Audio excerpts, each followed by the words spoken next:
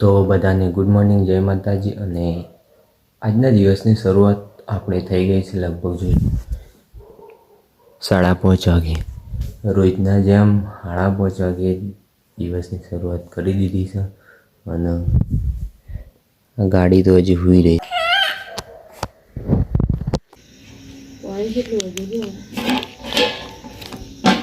એટલે એમાં મિલ દે હીટરમાં કોલગેટ તો હા નહીં એ પેલા લાવું કરી લે. હા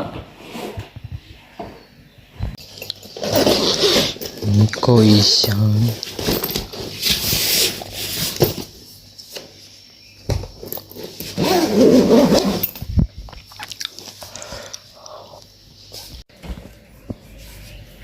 એના દાઢે પડતી હે એવું લાગે નહીં માં?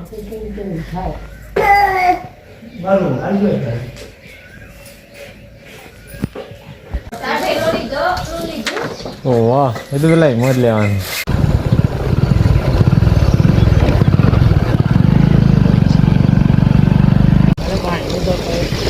એવું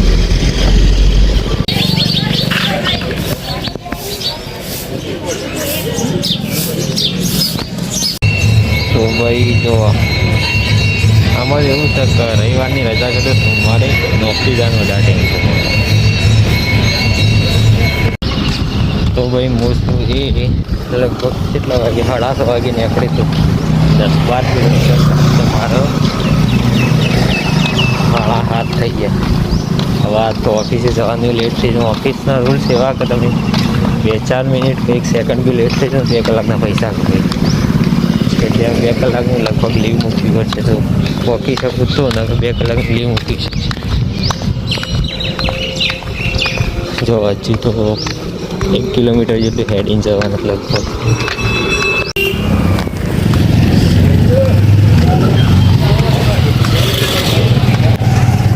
પણ એક વાત તો નક્કી કરી શકે લગભગ 1 વર્ષ જેટલું 4000 વોચ ટાઈમ અને સબસ્ક્રાઈબર કરતા થાય તો 1 વર્ષ 365 દિવસ ડેલી વ્લોગ નાખવા ગમે તે થાય. બરાબર? તો હવે અહીંયાથી હું ઇકોમાં બેસીશ.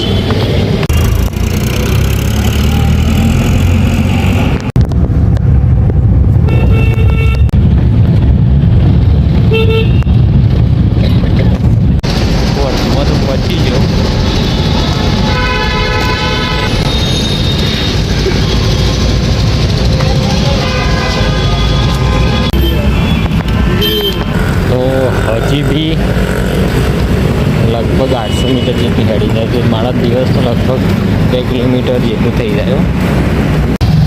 તો ભાઈ ફાઇનલી પહોંચી ગયા આપણે ઓફિસ. ચાલો મળીએ સર. તો 5:30 વાગી જાય ને આપણે નીકળી જઈએ. દિલ્હીનો આપણો ટાઈમ છે આઈડિયા.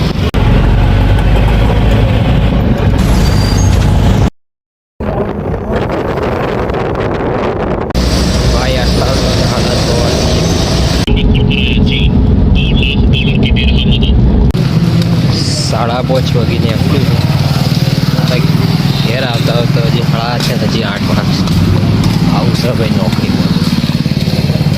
શું કરે, કરવું પડે. મજા આવે.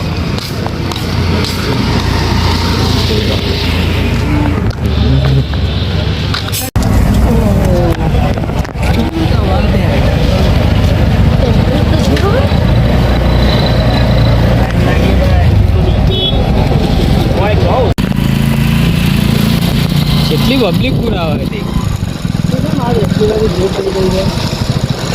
જગ્યાએ નહીં પેટ્રોલ પંપ આજ તો. એ પેટ્રોલ પંપ આખો ફૂલ થઈ ગયો છે. એવો મિલ લે પેટ્રોલ બેટ્રોલ ખતમ થઈ જાય.